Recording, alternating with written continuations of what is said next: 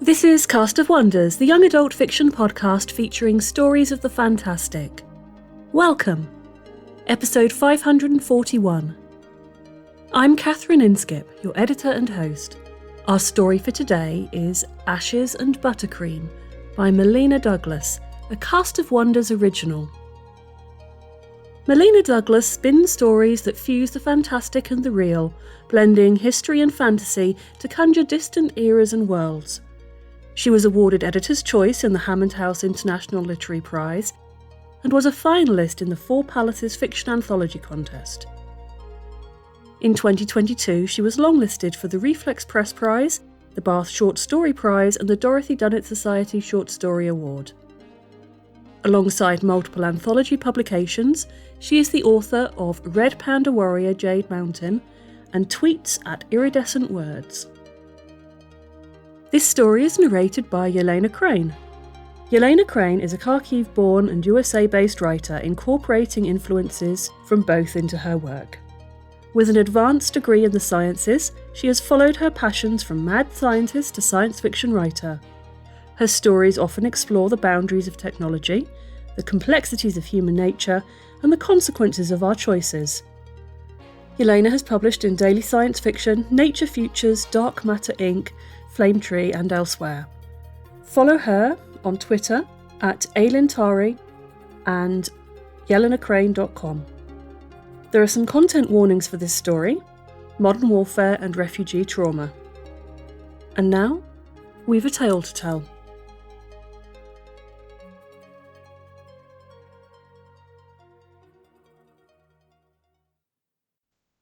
Ashes and Buttercream by Melina Douglas. Narrated by Yelena Crane. But the Mavoy is protecting them. Sophia knows this, even as her mother's dismissive remarks prod the fireplace like skewers. When the flames burn to embers and the ashes in the fireplace thicken, she sees him.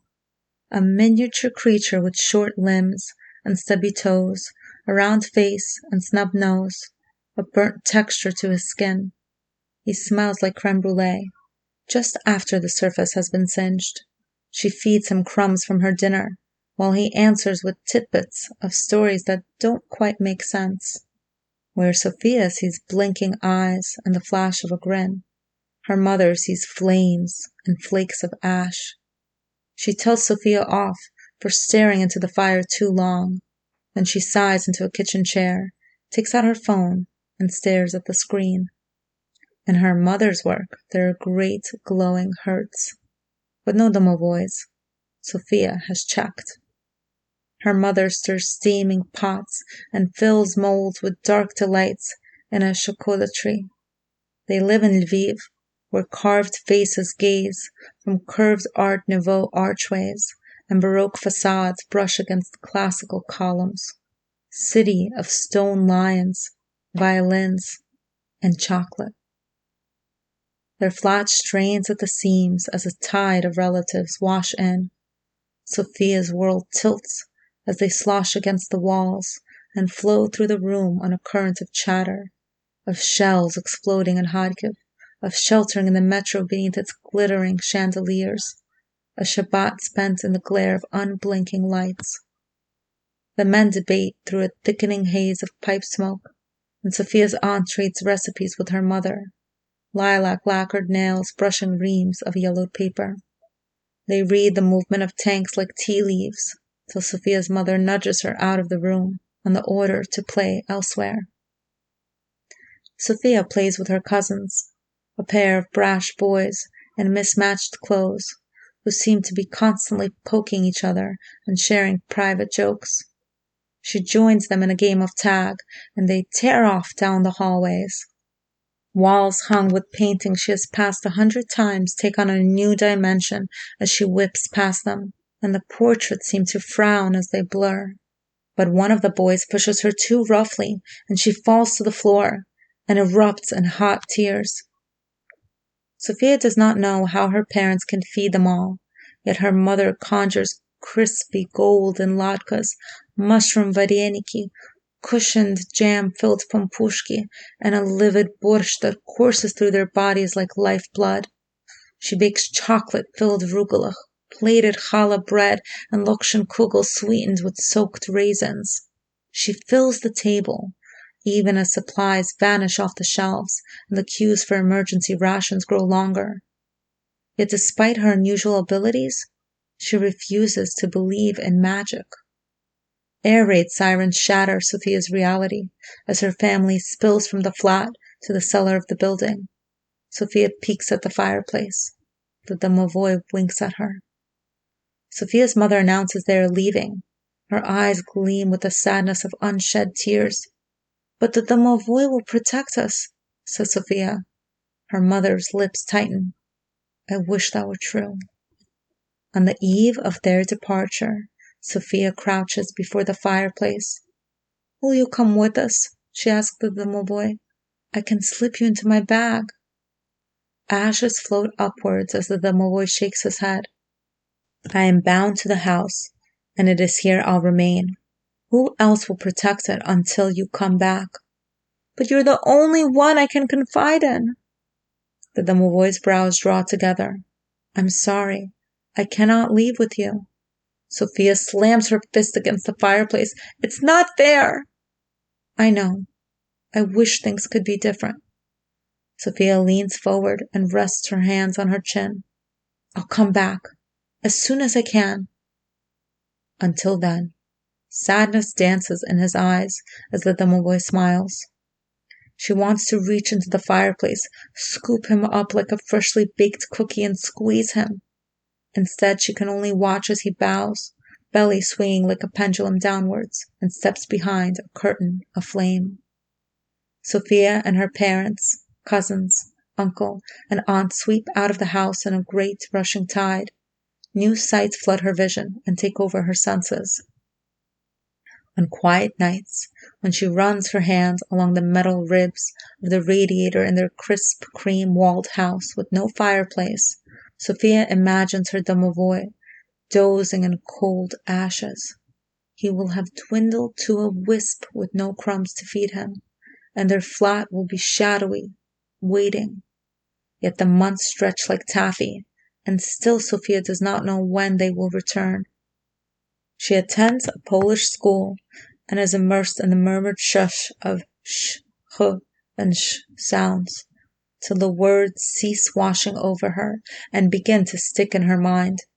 She ambles with new friends along the riverbank, folds paper into boats and releases them to the current. She does not realize how far she has drifted till she turns back and the past is a distant shore. Only many months later, as she crouches beside a campfire, will she gaze into the flames and remember. As her classmates sing songs, the sharpness of the pain that wells up will surprise her. Another fire surfaces in her mind, and all she has lost weighs her down like the paw of a stone lion. A spark leaps to the night sky, and Sophia peers closer. There, in the V formed by crisscrossing sticks, is the flicker of a smile. In their new home in Wrocław, her mother opens her chocolatry. She whips molten cacao into chocolates filled with raspberry and rum, buttercream and almonds. As her creations appear in the window, queues form and lengthen till they stretch out the door. Sophia admires her craft, and her mother shrugs off her compliments. They celebrate Rosh Hashanah with carrots for blessings, green beans for hope, pomegranates to seed the new year, and honey to sweeten it. If her mother will not admit it, then let her. Sophia knows the truth, that her mother does work magic in her own peculiar way. When the customers have ebbed and the day is the blue tone of twilight, Sophia slips into the chocolatry. Her mother's eyes crinkle as she places a chocolate on Sophia's palm. A small square of midnight that she brings to her lips. As Sophia closes her eyes and lets the rich velvet flavor dissolve on her tongue, she can taste Lviv. The author of this story is not Ukrainian herself, but has friends in the Ukraine and Lviv. She tells us that a close friend asked her to write stories about Ukraine, so she began to write stories set there.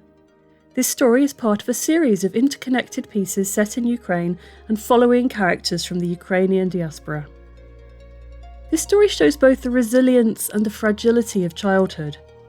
Sophia is fortunate to have friends and family around her, the security of her mother, the stability of a welcome, the comfort of familiar tastes and routines. But she's also torn from her home, carrying the weight of its absence always with her. The sense of belonging she finds within herself is sustaining, but still inextricably tied with her true home. Sophia can bring it with her, in part, wherever she goes, but she has not been displaced by choice.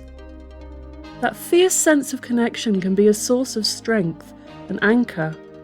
When you're alone in a foreign land, when that anchor is lost, a sense of safety is a fundamental human need, and it's tested sorely by such experiences. Even for more privileged immigrants moving countries by choice, the change in circumstances can be bewildering for a child, setting you forever slightly apart from those you left behind, and sometimes never quite one with the new friends you discover. For refugees, the trauma is real, varied and lasting. Not every Sophia has a domovoi guardian.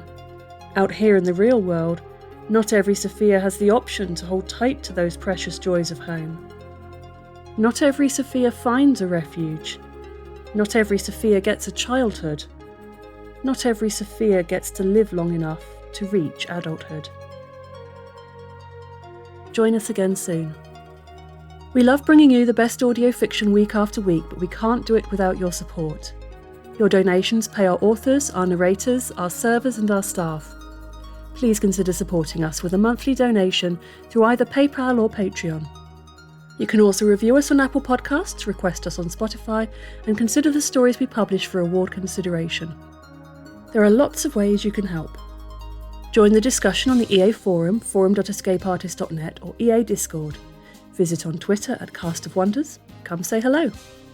Cast of Wonders is brought to you by editor Catherine Inskip, assistant editors Cutler Cobb and Alicia Caparaso, associate editors Tanya Adelit, Amy Brennan, Somto Ehesway, Amanda Kong, Simon Pan, Ray O, Samuel Poots, Emma Smales, Denise Sudell and Rin Yi. Our editorial assistant is Amy Brennan, our community manager is Denise Sudell, and our audio producer is Jeremy Carter. Cast of Wonders is part of the Escape Artists Foundation, a 501c3 non-profit, and this episode is distributed under the Creative Commons Attribution Non-Commercial No Derivatives 4.0 International License. That means you can download or listen to the episode on any device you like, but you can't change it or sell it. Our theme music is Appeal to Heavens by Alexei Nov, available from Promo DJ or his Facebook page. Thank you for listening.